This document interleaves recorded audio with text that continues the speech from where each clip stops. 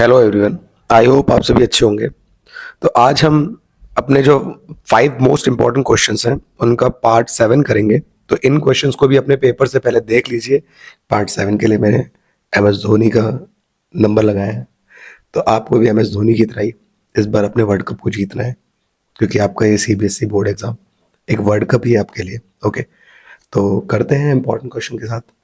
Question है हमारा, आपका ग्राफ बनाने के लिए आता है कई बार, ठीक है। तो आपको 2 लीनियर इक्वेशन दे देगा और ग्राफ बनाने के लिए कहेगा। ग्राफ काफ़ी इजीली आप बना देंगे। देखिए, आपके पास जो पहली इक्वेशन है वो लिखिए 3x minus 4y plus 3 equal to 0। और सेकेंड इक्वेशन है आपकी 3x plus 4y minus 21 equal to 0। Okay, अब क्वेश्चन में आपसे पूछा है find the coordinate of vertices of triangle region formed by these lines and x-axis, also calculate the area of the triangle। Okay, तो यहाँ पर पहले तो आपको ग्राफ बनाना है, फिर जो ट्राइंगल फॉर्म हो रहा होगा एक्स एक्सिस के साथ उसको दिखाना है और उसका एरिया कैलकुलेट करना है। कई बार वाई एक्सिस से भी कह देता है, तो उसके अकॉर्डिंग सॉल्व हो जाएगा। जो है इक्वेशन, उसके अकॉर्डिंग हम क्या करेंगे, एक टेबल बना लेंगे जैसे आप 9th में बनाते थे। पहली वैल्यू x और दूसरी वैल्यू y। अब देखिए, एक लीनियर इक्वेशन के इनफाइनाइट सॉल्यूशन होता है, सिंपल। तो अगर हम यहाँ पे x की कोई वैल्यू चुन लें, y की हमें कोई वैल्यू मिलेगी। ओके, तो यहाँ पर मैं कोई ऐसा नंबर चुनता हूँ जिससे मुझे एक एग्जैक्ट वैल्यू मिल जाए। वो आपके ऊपर है ना, कोई वैल्यू चुन सकते हैं। यहाँ पर मुझे पता है कि मुझे कौन सा नंबर लेना है। आप खुद से कोई भी नंबर चूज कर सकते हैं, कोई प्रॉब्लम नहीं है। तो मैं यहाँ पर x की वैल्यू जो है वो लूँगा 3। ओके, रीज़न आपको समझ में आ जाएगा, क्योंकि अगर हम यहाँ 3 लेंगे तो ये 3 3 आपका हो जाएगा 9 minus 4y plus 3 equal to 0। अब ये 9 जो है, ये 3 3 9 और ये 3 मिलकर 12 दे देगा, ठीक है। तो जब इसको सॉल्व करेंगे तो -4y plus 12 equal to 0, -4y plus 12 इधर जाके हो जाएगा -12, माइनस से माइनस कैंसिल और 4 से 12 हो जाएगा 3 टाइम्स। ओके, तो x की वैल्यू 3 ली तो y भी हमको मिल गया 3। नेक्स्ट, अब सेकेंड वैल्यू लेते हैं, तो y की वैल्यू मैं 0 ले लेता हूँ, ठीक है। आप x भी चुन सकते हैं, y भी चुन सकते हैं। y मैंने 0 की चुना, तो देखिए ये 3x माइनस 4, y की वैल्यू 0 चुन ली, प्लस 3 इक्वल टू 0। ये पूरा पार्ट 0 हो जाएगा, 0 से मल्टीप्लाई हो गया, तो 3x plus 3 equal to 0, plus 3 equal में जाके -3 हो जाएगा, 3 डिवाइड में इसको कट कर देगा 1 टाइम्स। तो x की वैल्यू आ गई, साइन माइनस था तो -1 आ गया। तो जब y की वैल्यू 0 रखी तो x की वैल्यू -1 आ गई। इसी तरीके से हमें सेकंड इक्वेशन के लिए भी करना है, ठीक है। अब सेकंड इक्वेशन के लिए हम क्या करेंगे, x और y देख लेंगे। फिर से x की कोई वैल्यू चुनते हैं, ही चूज करूंगा, ठीक है, क्योंकि मुझे पता है यहाँ पे फिर से 3 into 3 plus 4y minus 21 equal to 0। ये 9 बनेगा। 9 को हम 12 से सॉल्व करेंगे, 21 से, ये 21 था, ठीक है। तो 21 के साथ जब सॉल्व करेंगे माइनस का, तो ये आ जाएगा 4y माइनस का 12 इक्वल टू 0। -12 इक्वल में जाएगा तो ये +12 होगा, और 12 के डिवाइड में 4 आएगा तो ये आ जाएगा आपका 3। तो यहाँ फिर से देखिए 3 रखा तो ये भी 3 मिल गया। अब y के लिए देखते हैं, तो y की वैल्यू को मैं यहाँ पे 0 कर देता हूँ फिर से। तो जब y 0 होगा तो 3x plus 4 into 0 minus 21 equal to 0। ये पार्ट 0 हो जाएगा, 3x minus 21 equal to 0, 3x equal to 21, और 3 से 21 कट गया 7 टाइम्स। तो y 0 रखा तो हमारा x 7 आ चुका है। पॉइंट्स हमारे मिल चुके हैं, बस हमें ग्राफ बनाना है, ठीक है। जो ये आपने सॉल्व किया है आप वहाँ दिखा दीजिएगा, तो समझ गए होंगे आप कैसे सॉल्व किया। अब मैं इसका ग्राफ बना देता हूँ, ग्राफ देख लीजिएगा। ग्राफ के लिए आपको क्या करना होगा, 2 एक्सेस बनाने हैं, ठीक है। एक आपको पता है एक्स एक्सेस, जो कि आपका ये हॉरिजॉन्टल वाला होता है, और एक होता है आपका वर्टिकल, जो होगा हमारा वाई एक्सेस। ये हमारा एक्स है, ये वाई है, ठीक है। अब देखिए बीच में होता है ऑरिजिन। अब एक्स की वैल्यू चेक कर लीजिए कहाँ तक गई है मैक्सिमम, ये 3 है या -1 है, इधर 7 है, तो 7 तक गई है। तो हम इसको लिख देते हैं 1 2 3 4 5 6 7, और माइनस में -1 तक थी, 2 तक लिख दिया, ठीक है। और y की वैल्यू तो 3 है मैक्सिमम, तो y की वैल्यू लिख देते हैं 1 2 3 4, और नीचे गई नहीं है तो हम एक प्लेस तक दिखा देते हैं। अब पहला पॉइंट ड्रॉ करते हैं, बनाते हैं। तो ये 3 पे 3 मिला था, तो x3 y3, तो ये दोनों आके कहाँ मिलेंगे, ये मिलेंगे आपके इस पॉइंट पे, तो ये रहेगा 3,3। नेक्स्ट x की वैल्यू -1, y की वैल्यू 0, तो x की वैल्यू -1 ये है, y की वैल्यू 0, तो वो यहीं इसी पॉइंट पे मिलेगा, तो रहेगा -1, 0। ओके, अब आप क्या कर देंगे, एक लाइन ड्रॉ कर देंगे जो कि आपकी लीनियर इक्वेशन है। तो इस तरीके से लाइन बन रही है। सेकेंड लाइन ड्रॉ करते हैं, दूसरे में फिर से आपको 3 पे 3 मिला है, तो वो कॉमन पॉइंट होगा, तो यही मिलेगा आपका। सेकंड, x की वैल्यू 7 और y की वैल्यू 0, तो यहाँ मिलेगी 7, 0। अब इसके अकॉर्डिंग अगर हम इसको बनाएंगे लाइन को, तो वो लाइन कुछ इस तरीके से आ रही होगी, ठीक है, यू। आपको ग्राफ पेपर मिलेगा वहाँ पेपर में, आप उसकी टेंशन मत लीजिएगा। अब हमें क्या करना था, क्वेश्चन में हमसे कहा गया था कि ट्राइंगल रीजन बताना है जो कि एक्स एक्स का बन रहा है। अब यहाँ पर मैं इसको शेड कर देता हूँ, तो देखिए ये ट्राइंगल बन रहा है, ट्राइंगल तो 2 बन रहा है लेकिन एक्स वाले के साथ, तो ये ट्राइंगल बन रहा है और ये एक्स एक्सिस के साथ भी है, देखिए ये एक्स एक्स के साथ, ठीक है। तो ये ट्राइंगल हमने दिखा दिया है। इसके पॉइंट्स हम बोल देते हैं, इसको बोल देते हैं ए, ये हो जाएगा हमारा बी, और इसको बोलते हैं सी। तो इसके जो हमारे कोऑर्डिनेट होंगे वो हो जाएंगे, ए के पॉइंट हमारे 3,3, बी के पॉइंट 7,0 और सी के पॉइंट हमारे हैं -1,0। ठीक है, हमें इसका एरिया बताना है, area of triangle A B C. तो एरिया होता है 1/2 बेस इंटू हाइट। तो बेस कितना है, तो ये पूरी वैल्यू कैलकुलेट कर लीजिए कितने वैल्यू तक है। तो ये 1 2 3 4 5 6 7 8, तो ये बेस हो गया 8, और हाइट ये परपेंडिकुलर वाली हाइट जो है ये कितनी है, तो पैरेलल लाइन को देख लीजिए कितना है, तो ये 3 तक गया है, तो ये 3, 2 से घट गया 4, 8, 4 टाइम्स 4 3 होता है 12, तो 12 स्क्वायर यूनिट्स, बिकॉज यहाँ पे कोई यूनिट नहीं है तो स्क्वायर यूनिट में आंसर आ जाएगा। ओके, तो ये था आपका आंसर। अगर यहीं पे वाई एक्सिस से पूछ लेता तो आपका जो ट्राइंगल बनता वो ये वाला बनता, ठीक है। तो आपको ध्यान रखना है, ये आपसे पूछा नहीं था तो मैंने एक्स वाले के अकॉर्डिंग बता रखा है। क्लियर है, आप इसको जरूर करके जाइए क्योंकि काफ़ी ज़्यादा क्वेश्चन आता है, ठीक है। सैम्पल पेपर में भी आपको मिला है, तो उसको देख लीजिएगा अच्छे से। तो ये था आपका आंसर। देखिए क्वेश्चन नंबर 2 में क्या कहा गया है, 2 years ago a man was 5 times as old as his son. 2 years later his age will be 8 more than 3 times the age of his son. Find the present age of the man and his son. Okay, ये as का question है। आपको यहाँ पे क्या रखा है, 2 years ago a man was 5 times as old as his son. अब देखिए जब भी एज का क्वेश्चन आएगा तो आप सबसे पहले लेट करके प्रेजेंट एज को मान लेना है, ठीक है। जो भी इसमें पर्सन बोले गए, तो लेट प्रेजेंट एजेस किसकी किसकी बोली है, तो एक है फादर है यहाँ पे जो मैन है, उसको हम बोलेंगे एक्स ईयर, और एक है सन, उसको बोल देंगे वाई ईयर। ओके, नाउ जब भी आपको यहाँ पर एगो की बात करें तो आप देख लेना आगे वॉज लगा है तो ये पास्ट टेंस की बात करेगा, तो एगो आ जाता है आपका। तो आप आगे चेक कर लेना वॉज या वर, इसमें आपको माइनस करना होता है एज को, ठीक है। तो 2 साल पहले क्या होगा, अभी एक्स है, प्रेजेंट एज एक्स है, तो 2 साल पहले क्या होगी, x-2। बेटे की भी उम्र उसके y-2 होगी क्योंकि उसकी भी एज कम होगी, ठीक है। तो कंडीशन में बोला था 2 साल पहले x-2, अब मैन वॉज मतलब इक्वल टू 5 टाइम्स, टाइम्स मतलब मल्टीप्लाई, ठीक है, किसका, सन की एज का जो कि y-2 था। अब यहाँ पे आप ब्रैकेट खोल लेंगे, ब्रैकेट जरूर लगाएं, तो 5y - 5 2 10, y को इधर लेके आते हैं प्रॉपर फॉर्म में लिखने के लिए, और नंबर के पास जाएगा तो -2 इधर जाएगा तो +2 हो जाएगा। तो इक्वेशन आ चुकी है आपकी x - 5y equal to -8, equation number 1। इसी तरीके से नेक्स्ट कंडीशन को सॉल्व कर देते हैं।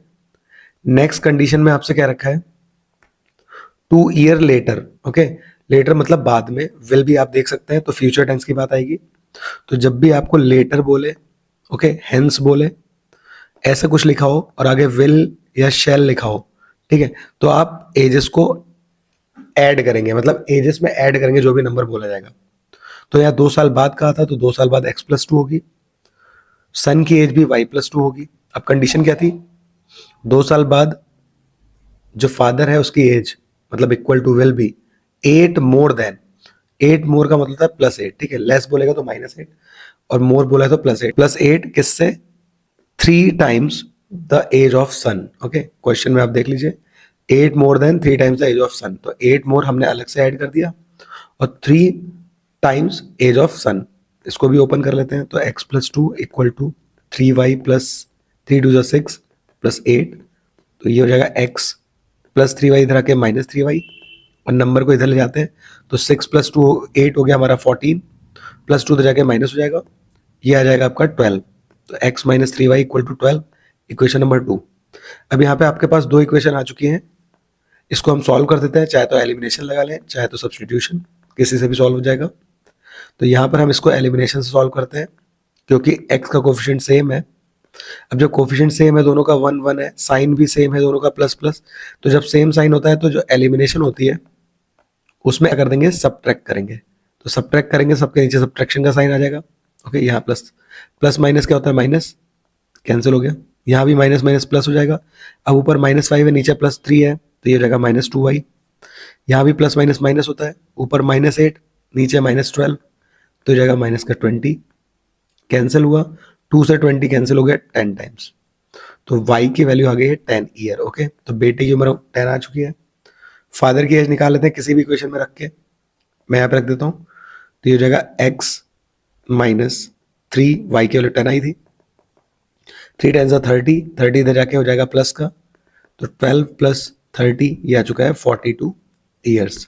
तो आपको दोनों की एज निकालनी थी, परसेंटेज ये आ चुकी है 10 ईयर और 42 ईयर, ठीक है। सिंपली बस आपको ध्यान रखना है जब भी एगो बोलेगा तो आपको माइनस करना होगा दोनों में, और अगर लेटर या हेंस बोलेगा विल बी देख के आपको प्लस कर देना फ्यूचर टेंस देख के, ठीक है, और दोनों साइड होना चाहिए, ठीक है।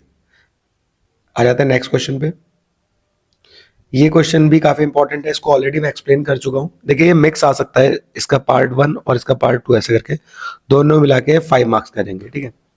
थेल्स थ्योरम भी आ सकता है या बीपीटी लिख के आ सकता है, वरना prove that if a line drawn parallel to one side of a triangle intersecting the other two sides then it divides the two side in same ratio. उसके बाद इसी पे बेस्ड एक आपका यहाँ पर न्यूमेरिकल दे दिया, ठीक है।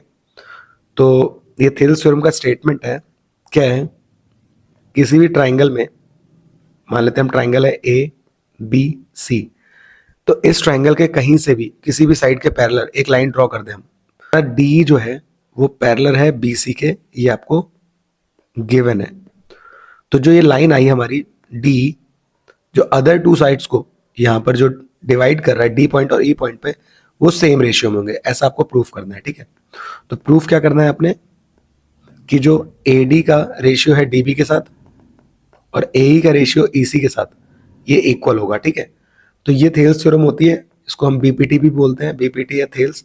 तो इसका स्टेटमेंट आपको पढ़ के जाना है कि कोई भी साइड पैरेलल ड्रॉ होती है किसी भी ट्राइंगल के साइड के, जो कि दूसरी साइड्स को किन्हीं रेशियो में किसी पॉइंट पे कट कर रही होगी, तो जो दूसरी साइड्स होंगी उनका रेशियो सेम होगा, ठीक है। अब आ जाते हैं, तो पहला जो पॉइंट आपको याद रखना है यहाँ पर, वो रखना है कंस्ट्रक्शन, ठीक है। कंस्ट्रक्शन क्या करना है, इस ट्राइंगल में आपने डी से परपेंडिकुलर ड्रॉ करना है AC पर, इसको बोलते हैं ना DM, और E से परपेंडिकुलर ड्रॉ कर देना है EN, ठीक है। तो हम यहाँ पे D से परपेंडिकुलर ड्रॉ करेंगे DM, जो कि होगा AC पर। इसी तरीके से मैंने E से परपेंडिकुलर ड्रॉ किया जो कि था AB पर, ठीक है। हमको पहली साइड चाहिए AD, बिकॉज हमने AD/AB का रेशियो चाहिए, ठीक है। तो हम उनको लेंगे, उसके लिए एक काम और करना, नीचे भी इसको ज्वाइन कर देना, ठीक है, and join DC and BE। अब सबसे पहले आप लेंगे ट्राइंगल का एरिया, कौन से ट्राइंगल का एरिया, तो ट्राइंगल हमें AD साइड चाहिए तो यहां से एरिया कवर करेंगे ADE, ठीक है। तो area of triangle ADE 1/2, base क्योंकि हम इस साइड से ट्राइंगल को देख रहे हैं तो बेस भी यही लेंगे AD, और इस पर परपेंडिकुलर हमने ड्रॉ कर चुके हैं तो हम परपेंडिकुलर बोल देंगे EN, ओके। इसको बोल देंगे इक्वेशन नंबर 1। ऐसे ही एरिया ले लेंगे नीचे वाले ट्राइंगल का। अब नीचे ट्राइंगल कौन सा लेना है, देखिए DBE को लेना है आपने, ध्यान रहे। और DBE ही क्यों लिया, DBC क्यों नहीं लिया, बेस के लिए। तो क्योंकि यहाँ पर देखिए ई जो है ना, इस पर जो परपेंडिकुलर पड़ रहा है वो ई एन यहाँ से पड़ रहा है, तो हाइट आपको परपेंडिकुलर वाली लेनी होती है ना, तो इस चीज़ को ध्यान रखना। कहीं आप गलती से डी बी सी लेके और हाइट इसको ले लेंगे तो गलत हो जाएगा, ठीक है। डी सी को हाइट नहीं लेना है। तो यहाँ पर भी एरिया आप ले लेंगे डी बी ई 1/2, बेस है आपका डी बी, और हाइट आपको ई एन को ही लेना है, इक्वेशन नंबर 2। अब दोनों डिवाइड करने थे तो हम डिवाइड कर देते हैं, divide equation 1 and equation number 2। जब हम इसको डिवाइड करेंगे तो area of triangle A D E upon area of triangle D B E equal to 1/2 A D into E N, उधर आ जाएगा 1/2 D B into E N. 1/2 से 1/2 cancel हो गया, ई एन से ई एन कैंसिल हो गया। अब देखिए सामने क्या आ चुका है, A D upon D B, equation number 3। यही काम अब आपको क्या करना है, इस तरीके से करना है, बिकॉज आपको ए ही चाहिए तो आप इस साइड से करेंगे। इस साइड मतलब ए ई डी को लेंगे पहले ट्राइंगल को, तो बेस ए ही हो जाएगा और हाइट ही हो जाएगी डी एम, और दूसरा ट्राइंगल डी ई सी ले लेंगे, ठीक है। और हाइट आपको डी एम ही लेनी है जैसे उधर से किया था। तो आप ये स्टेप दोबारा नहीं लिखेंगे, बस आप क्या कर लेंगे, सिमिलरली लिख देंगे, क्योंकि सारे स्टेप रिपीट होंगे, ओके, बट ट्राइंगल चेंज होंगे। तो एरिया ऑफ ट्राइंगल ए, जैसे ए डी ई था यहाँ पे ए ई डी होगा, upon area of triangle E C D, ये रेशियो दे देगा आपको ए अपॉन ई सी का, ओके। इसको देंगे क्वेश्चन नंबर 4। अब यहाँ स्टूडेंट क्या करते हैं, वो डायरेक्टली लिख देते हैं मेन आंसर, ठीक है। इसके बाद तो आपको ये गलती नहीं करनी है, आपको डायरेक्ट नहीं लिख देना है फ्रॉम 3 एंड 4। आपको यहाँ पे बताना है कि आपने ये एरियाज कैसे हटाए, ठीक है। तो देखिए हमें ऑलरेडी पता है कि अभी हमने जो ट्राइंगल लिया था, ऐसे मैं यहाँ बना देता हूँ, बाहर ऊपर नहीं देखना पड़ेगा। ए बी सी ट्राइंगल था, डी हमारी पैरेलल लाइन थी, तो हमने पहली बार में ट्राइंगल जो लिया था वो लिया था ए डी ई, ठीक है, जो आप देख सकते हैं ऊपर। और इधर से फिर बाद में हमने ए ई डी इस साइड। तो देखिए है तो एक ही ट्राइंगल ना, तो इसका एरिया तो आपस में क्या हो जाएगा, कैंसिल हो जाएगा। तो आप लिख देंगे area of triangle A D E बराबर area of triangle A E D, क्योंकि सेम ट्राइंगल है, ओके। तो ये तो बिल्कुल सही हो गया कैंसिल करने के लिए। अब नीचे वाले ट्राइंगल कैसे हटेंगे, ये वाले, तो इसका एक रीजन आपने पढ़ा होगा। देखिए ये दोनों ट्राइंगल हमारे इस तरीके से थे, तो यहां पर ट्राइंगल हमारा ये वाला area of triangle D B E बराबर है area of triangle E C D के, ठीक है। इसका रीजन बताता हूं मैं। आपने 9th क्लास में पढ़ा होगा, किसी भी दो पैरेलल के बीच में अगर आपके दो ट्राइंगल हैं, ठीक है, और वो सेम बेस पे हैं, जैसे यहाँ डी ई पर ही ए ट्राइंगल भी है और डी ई पर ही दूसरा ट्राइंगल भी है, आप देख सकते हैं दोनों के बेस में डी मौजूद है, ठीक है। तो उनका एरिया इक्वल होता है अगर वो टच कर रहे हैं उन दोनों पैरेलल को। जैसे यहाँ टच कर रहा है इस पैरेलल को, जो डी और बी सी है, इसको दोनों ट्राइंगल टच भी कर रहे हैं और एक ही बेस पे, तो आप बोल दोगे लाई ऑन सेम बेस, जो कि हमारा that is D E, and between same parallel, okay.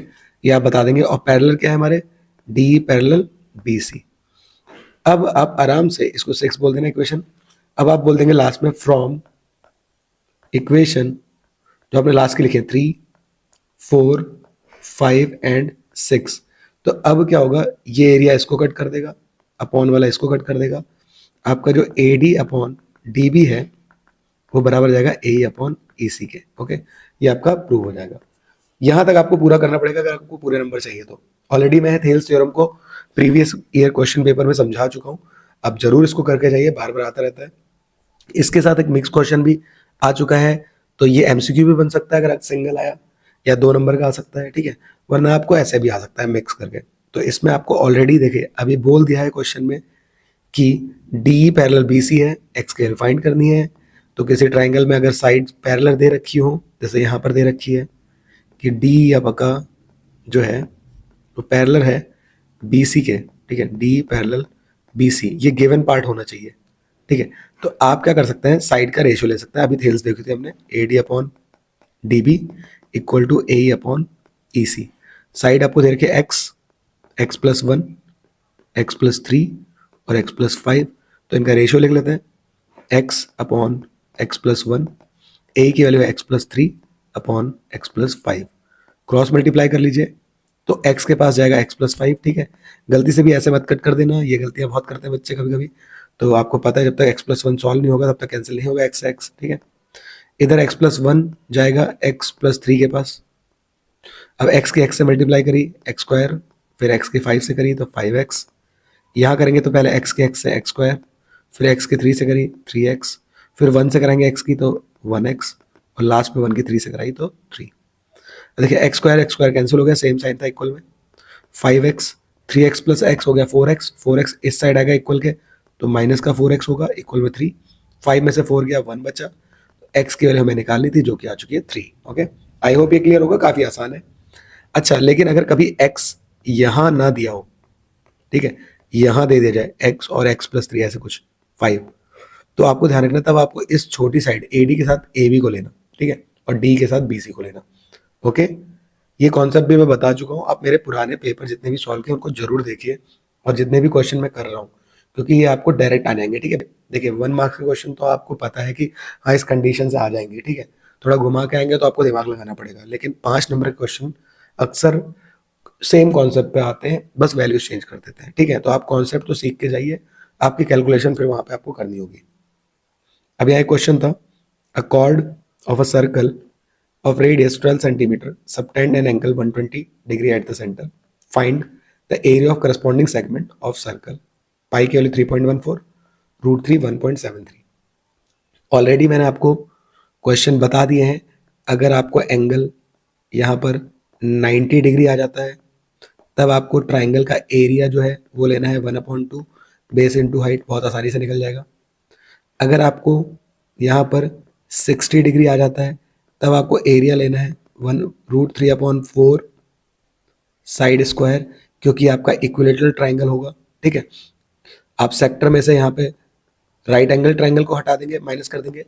यहाँ पर आप सेक्टर के एरिया में से इक्विलेटरल ट्राइंगल के एरिया को हटा देंगे। लेकिन जब एंगल 120 आ जाए, जैसे यहाँ पे है, ठीक है, इसको भी देख लेते हैं। तो अगर एंगल 120 आ जाता है सेंटर का, जैसे यहाँ पे रेडियस आपको 12 सेंटीमीटर दे रखा है, ये आपकी कॉर्ड है AB। ओके, आपको एरिया निकालना है इस सेगमेंट का। तो देखिए बहुत आसान है, करना आपको वही है कि सेक्टर के एरिया में से ट्राइंगल के एरिया को माइनस करना है। अब सेक्टर का एरिया तो आप आसानी से निकाल लेंगे, लेकिन ट्राइंगल कैसे सॉल्व करेंगे, तो मैं ट्राइंगल आपको अलग से सॉल्व करना बताता हूँ। कभी भी 120 का आए तो आप यही करना, ठीक है। O है, ये A है, ये B है। आप यहाँ पर एक छोटा सा कंस्ट्रक्शन करना स्टार्टिंग में ही, यहाँ से हम एक परपेंडिकुलर ड्रॉ कर देंगे, ठीक है। मैं इसको OQ बोल देता हूँ, OQ। AB पर परपेंडिकुलर ड्रॉ कर देना। अब आपने थ्योरम पढ़ी होगी, किसी भी सर्कल में अगर हम परपेंडिकुलर ड्रॉ करते हैं कॉर्ड पर, ठीक है, 9th क्लास में, तो वो उसको बाइसेक्ट करती है। ओके, तो ये जो हमारा AQ है वो BQ के बराबर होगा। ओके, तो परपेंडिकुलर ड्रॉ करेंगे तो AQ बराबर हो जाएगा BQ के। इतने पार्ट्स का कुछ नाम रख देना। ओके, इसको हम जैसे X बोल देते हैं। ये हाइट को भी आप कुछ नाम रख देना H, और यहाँ पर आपका ये 12 है ही। अच्छा, परपेंडिकुलर ड्रॉ करेंगे तो ये भी ध्यान रखना कि जो हमारे ट्राइंगल होंगे OQA कॉन्ग्रुएंट हो जाएगा ट्राइंगल OQB के। ये सॉल्व करके नहीं दिखाना है आपको, डायरेक्टली पता होना चाहिए, वो सामने टीचर को भी पता होगा, ठीक है। ये किससे होगा, बाई RHS से। ओके, क्योंकि 90 का एंगल बन गया है, रेडियस इक्वल होता ही है, और कॉर्ड है वो बाइसेक्ट हो जाएगी क्योंकि परपेंडिकुलर ड्रॉ है, ठीक है। तो ये आपका इक्वल होगा, तो बाई RHS आप इसको इक्वल बता देना, और फिर बाई CPCT आपका जो एंगल होगा यहाँ पर ये 120, ये बढ़ जाएगा 60 डिग्री और 60 डिग्री में, ठीक है। तो ये इक्वल हो जाएगा। अब मैं सिर्फ इतने ट्राइंगल की बात करूंगा, कंफ्यूज मत होइएगा, बस आपको ये कंस्ट्रक्शन करके जाना है। अगर आप ध्यान से करेंगे और एक क्वेश्चन खुद लगा लेंगे, तो ये 60 आ गया क्योंकि बढ़ गया, ये 90 था। ओके, अब आराम से आप चाहे तो यहाँ वाला एंगल निकाल सकते हैं एंगल सम प्रॉपर्टी से, तो ये आ जाएगा 30। ओके, क्योंकि 60 + 90 प्लस दिस एंगल जो हमने बताया। ओके, इसको कुछ मानते हैं अगर हम, A बराबर 180 होता है, इनका सम 150 है, इधर जाके माइनस होगा तो आ जाएगा 30 डिग्री। तो आप ये डायरेक्ट करके जाइए, ठीक है। अब आपको यहाँ पर इतने पार्ट को हमने नाम रखा था X, ये था 12, इसको बोला था H। 1 by 1 निकाल लेते हैं ट्रिग्नोमेट्री रेशियो यूज करके। तो एक वो वैल्यू लेना जो गिवन हो, जैसे यहाँ पर, और एक वो वैल्यू जो हमें निकालनी है। तो जैसे सामने परपेंडिकुलर है, ये सामने इधर हाइपोटेनस है 90 की तरफ से देखेंगे अगर हम, तो वो हाइपोटेनस हो गया 12, और 30 की साइड से देखेंगे तो ये हमारा परपेंडिकुलर हो जाएगा। तो परपेंडिकुलर अपॉन हाइपोटेनस होता है हमारा साइन का रेशियो, ओके, साइन थीटा का। तो परपेंडिकुलर को हमने माना था एच, हाइट, हाइपोटेनस नहीं हाइट है, और हाइपोटेनस है 12, साइन एंगल हमने 30 लिया है, साइन 30 की वैल्यू होती है 1/2, ये जगह एच अपॉन 12, 12 डिवाइड से ऊपर जाएगा तो ये आपका मल्टीप्लाई में जाएगा और 2 से कट जाएगा 6 टाइम्स, तो आ जाएगा 6 सेंटीमीटर। तो हाइट की वैल्यू तो आ चुकी है 6 सेंटीमीटर, इसको रख लेते हैं।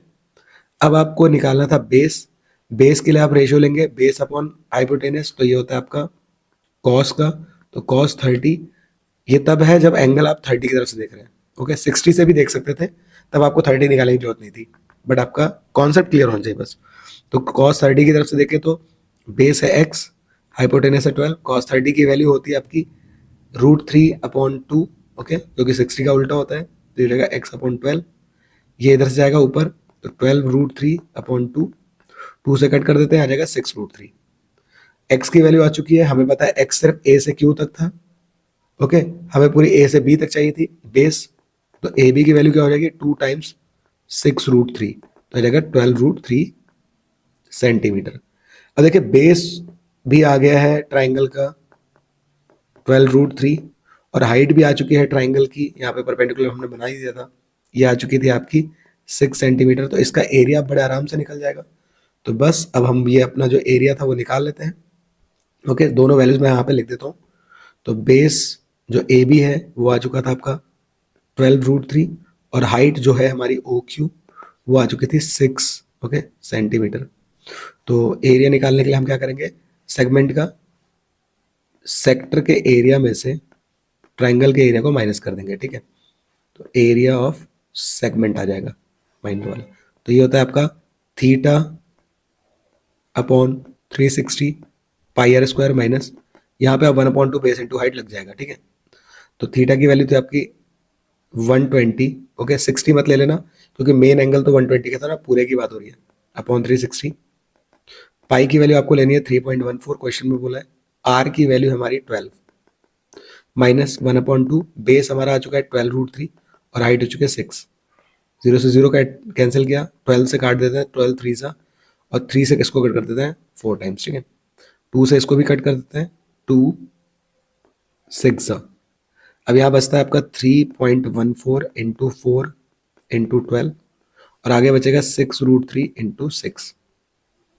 यहाँ पे आपको √3 की वैल्यू भी रखनी थी, वो भी रख लेते हैं, तो पॉइंट हटा लेते हैं पहले, यहाँ पे 0 बढ़ा दिए तो ये 4 से कट जाएगा 25 टाइम्स, तो 314 इंटू 12/25 माइनस 6 की √3 की वैल्यू थी 1.73 इंटू 6, यहाँ से भी हम पॉइंट हटा सकते हैं और 2 0 बढ़ा सकते हैं, ठीक है, 2 से काटते हैं 2 3 सा 250 सा, फिर 2 से काटते हैं 2 3 सा और 2 25 सा, ओके। ये जस्ट मैंने सॉल्व करने के लिए लिखा है। अब देखिए दोनों का एलसीएम हो गया 25, 314 और 12 को हम सॉल्व करते हैं, 8673 माइनस यहाँ पे आ जाएगा आपका 3 3 9, और 173 की अगर हम 9 से कराएं 7, ओके, माइनस कर लेते हैं, तो 8 में से 7 गया, ये आ गया 1, 6 में से 5 गया, ये भी आ गया 1, 7 में से 5 गया, ये आ गया 2, और 3 में से 1 गया, ये आ गया 2, 2211/25 सेंटीमीटर स्क्वायर। आप इसको फर्दर सॉल्व कर दीजिएगा, 8.44 हमारा सेंटीमीटर स्क्वायर आंसर आ चुका है, ठीक है। तो अगर ये 5 मार्क्स का आएगा, ऐसे करके जाइए, बहुत इंपॉर्टेंट है, ठीक है, समझ गए होंगे। हमें बस ध्यान रखना है कि हमारा जो ट्राइंगल होगा, ठीक है, अंदर जो ट्राइंगल बनेगा, आप उस पर क्या करेंगे, एक परपेंडिकुलर ड्रॉ कर देंगे, जिससे आपके जो दो ट्राइंगल आएंगे वो कॉन्ग्रुएंट हो जाएंगे, तो एंगल हमारा बढ़ जाएगा 60 में, यहाँ वाला एंगल आ जाएगा 30 डिग्री, ओके। उसके बाद आप इसको सॉल्व कर देंगे, एक बार बेस निकाल लेंगे और एक बार हाइट निकाल लेंगे, तो उसके बाद सॉल्व कर देंगे। आ जाते हैं नेक्स्ट पे, ये भी एक इंपॉर्टेंट क्वेश्चन है। इसमें आपसे क्या रखा है, if alpha and beta are zeros of polynomial 6x square minus 5x plus 1, then form a quadratic polynomial whose zeros are alpha square and beta square। दे रखा है 6x square minus 5x plus 1, इसके जो zeros हैं वो हैं आपके alpha and beta, ऐसा आपको क्वेश्चन में दे देगा, और आपको एक नया पॉलिनोमियल बनाना होगा, ठीक है, इसके जीरोज होंगे alpha square and beta square, ठीक है, कुछ और भी दे सकता है, बट आपको उसका फॉर्मेट समझ जाना है क्या करना होता है। तो एक पॉलिनोमियल दिया होगा, एक बनाना होगा, तो जो दिया होगा इससे पहले आप सम और प्रोडक्ट बना लेंगे। ओके, ध्यान रहे। तो सम का रिलेशन होता है आपका अल्फा प्लस बीटा बराबर माइनस बी अपॉन ए। ओके, ए कितना है आपका, ये 6 हो गया, बी कितना है, ये आपका -5 हो गया, साइन को जरूर ध्यान रखें, और सी आपका 1 हो गया। ओके, माइनस साइन अगर है तो लग गया। तो बी की वैल्यू -5 थी, एक इसका अपना साइन है, बी अपना माइनस का है, ठीक है, और ये 6 है, तो ये रहेगा 5/6। एक प्रोडक्ट वाला रिलेशन बना लेना। तो प्रोडक्ट होता है अल्फा इंटू बीटा, जो कि होता है सी अपॉन ए, सी की वैल्यू 1 और ये रहेगा 6। तो दोनों रिलेशन जब बना लो, अब आप आ जाओ अपने क्वेश्चन पे, ठीक है। अब क्वेश्चन के अकॉर्डिंग जो आपके जीरोस मिलेंगे उससे भी सम बनाना होता है। ओके, नाउ नया वाला सम जो बनेगा वो बनेगा अल्फा स्क्वायर और बीटा स्क्वायर को लेके, बट इसके इक्वल में आप बी अपॉन सी नहीं ले सकते, बिकॉज इसका तो पॉलिनोमियल बनाना है। ओके, ध्यान रहे, कहीं ऊपर से आप फिर से वही कर लो, ऐसा नहीं, इसका पॉलिनोमियल बनाएंगे तो उसके बराबर में नहीं करेंगे। अब अल्फा स्क्वायर और बीटा स्क्वायर कोई आइडेंटिटी नहीं है हमारे पास अल्फा प्लस बीटा होता है और अल्फा इंटू बीटा होता है, ठीक है। तो alpha square plus beta square को डायरेक्टली आप ध्यान रखेंगे, इसको लिख सकते हैं हम अल्फा प्लस बीटा का whole square minus 2 alpha beta. Okay, अब ये मैंने क्यों लिखा, तो ये आपने प्रैक्टिस करी होगी तो आपको बार बार देखने को मिल रहा होगा कि अगर हम इस पार्ट को ओपन करते हैं तो आता है alpha square plus beta square plus 2 alpha beta. अभी एक्स्ट्रा टर्म हटाने के लिए प्लस का तो आपको माइनस का चाहिए होगा, तो ये दोनों कैंसिल होंगे, आएगा तो यही ना। तो इसके लिए आप ये लिखते हैं। ओके, और ये लिखने के बाद आप आराम से अल्फा प्लस बीटा यूज कर लेंगे, जो ऊपर आया था 5/6, तो ये आ गया 5/6 whole square minus alpha beta की वैल्यू 1/6। सॉल्व करेंगे तो ये हो जाएगा 25, ये हो जाएगा 36, 2/6। आपको एलसीएम लेना पड़ेगा, तो यहाँ 6 से नीचे 6 से ऊपर, तो ये जाएगा 36, 25 - 12 सॉल्व किया तो 13/36। ऐसे ही एक बार आप प्रोडक्ट का रिलेशन भी इसके अकॉर्डिंग भी बनाएंगे, तो alpha square into beta square. अब अल्फा इंटू बीटा हमारा हो जाएगा, यहाँ पे पावर कॉमन थी तो बाहर निकाल दी, अल्फा इंटू बीटा का हमारे पास रिलेशन था 1/6, इसका स्क्वायर तो जगह 1/36। अब पॉलिनोमियल कैसे बनता था, याद रखें, एक्स स्क्वायर फॉर्मूला क्या होता था, माइनस सम। ओके, ये आपको एमसीक्यू के लिए याद रखना है, हमने बार बार इस बारे में बात कर ली है। तो sum into x plus product. Okay, square minus sum आया था आपका 13/36 एक्स प्लस प्रोडक्ट आया 1/36। ओके, ये आपका आंसर आ जाएगा। लेकिन आप यहाँ पे एलसीएम लेके इसको सिंप्लीफाई कर लीजिए, यहाँ कुछ नहीं है तो 1 36 से नीचे और 36 से ऊपर न्यूमरेटर में, तो ये रहेगा 36 स्क्वायर माइनस 13x प्लस 1/36। और करके अगर आप इसके इक्वल में जीरो निकालने जा रहे हैं तो आप यहाँ पे ऐसे भी लिख सकते थे 36x square minus 13x plus 1/36 equal to 0, ये इधर जाके खत्म हो जाएगा, तो आपका आंसर इस तरीके से। ओके, तो ये था आपका आंसर। आई होप ये क्लियर होगा। आप ये सारी कंडीशन पढ़ के जाइए, इस पर आपका एमसीक्यू आ सकता है। ओके, इसको अच्छे से देख लीजिए, इन पर भी एमसीक्यू आ सकता है कि सम बताइए, प्रोडक्ट बताइए, कॉन्सेप्ट अच्छे से समझ के आइए। ओके, इसको जरूर करके जाइए क्योंकि ये आपका एमसीक्यू में आ सकता है। उसके बाद अगर आया यहाँ पे आया तो कॉम्बिनेशन में आएगा ज़्यादा नंबर का। एजेस के क्वेश्चन भी देख लीजिए। बाकी हमने ये ग्राफिकल मेथड को भी सॉल्व किया, बहुत इंपॉर्टेंट होती है, 5 नंबर क्वेश्चन होता है, इसको भी अच्छे से देख लीजिए। इन सभी क्वेश्चन को कर लीजिए और सब्सक्राइब कीजिए हमें। Thank you so much, take care, all the best.